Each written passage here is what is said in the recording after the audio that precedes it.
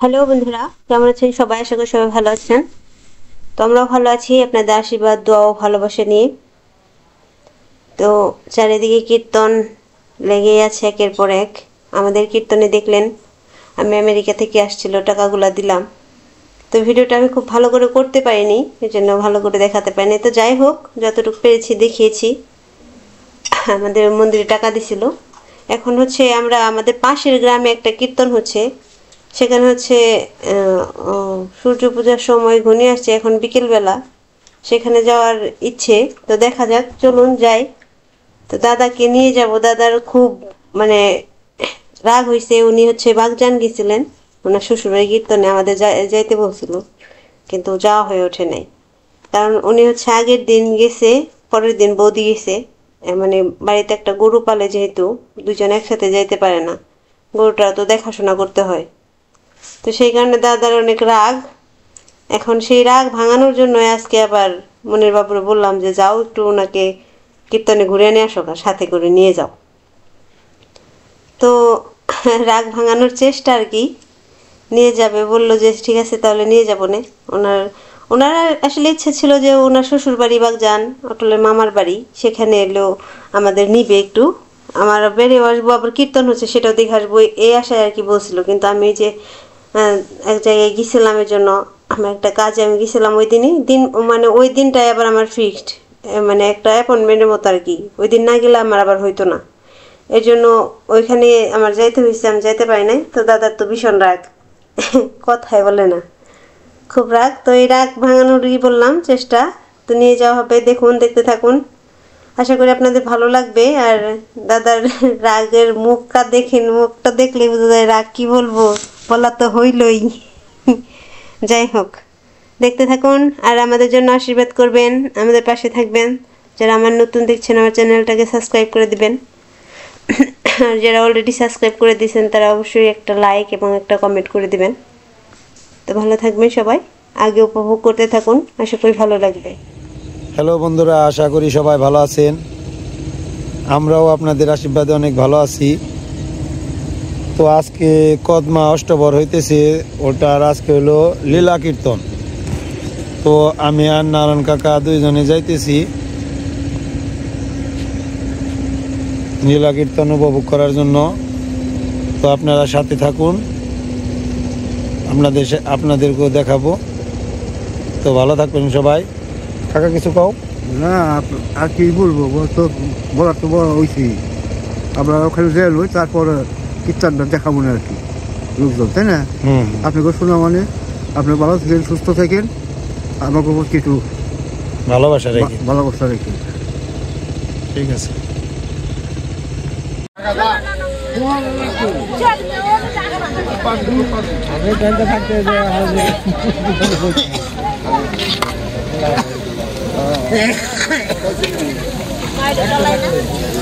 চলো চলো রা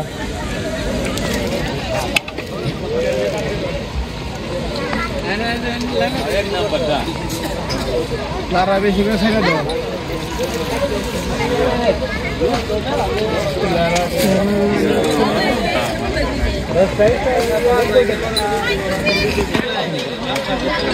আমাকে দুইটা চা দিয়ে।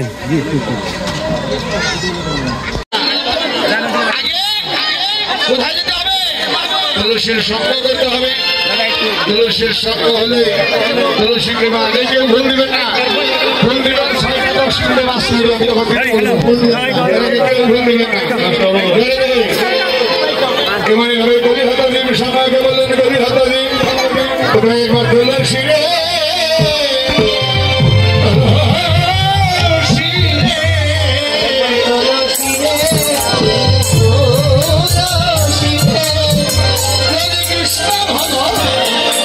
আমরা তুলসী রে তুলসী রে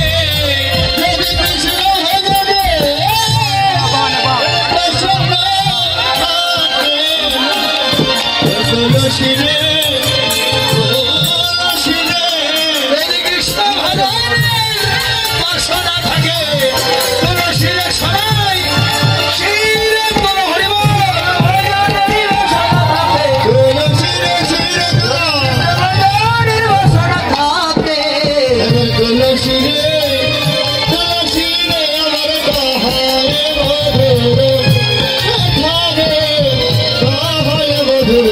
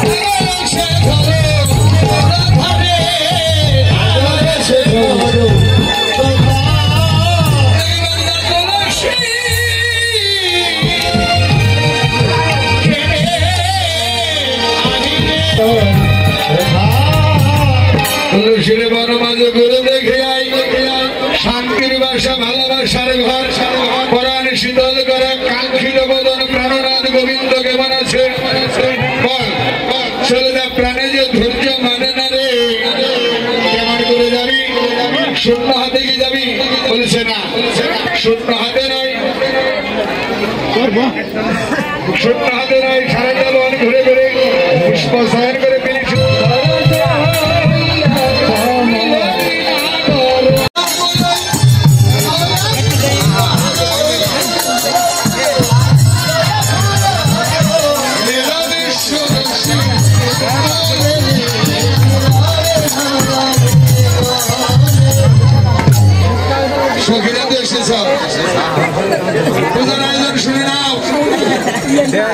প্রত্যেকটা বুঝাইছে ফল মিষ্টি লুচি পায়েস যাহাইছ প্রত্যেকটার মধ্যে তুলসী পত্র একটা করে দিয়ে নিয়ে আসতে হবে তুলসী পত্র লাগবে আর সূর্য পূজা করতে লাগবে আসো সূর্য পূজা করতে লাগবে আর দুর্বা তিল তুলসী ধূপ প্রদীপ কাশ ঘণ্টা কোষাকুষি পূর্ণপত্র ব্রাহ্মণের আর একটা চার হাত চা ঘটনা করে দিতে হবে লাগবে কিসের সুন্দর মজা গুলো রাধানিকে পুরাতন বস্ত্র করে অন্তত দিবে দিয়াবেন আমার বাড়িতে আমার বৌমা দেয় তাহলে কি দিয়া বইটে না কোনোদিন নয় লাগবে ব্যবস্থা করে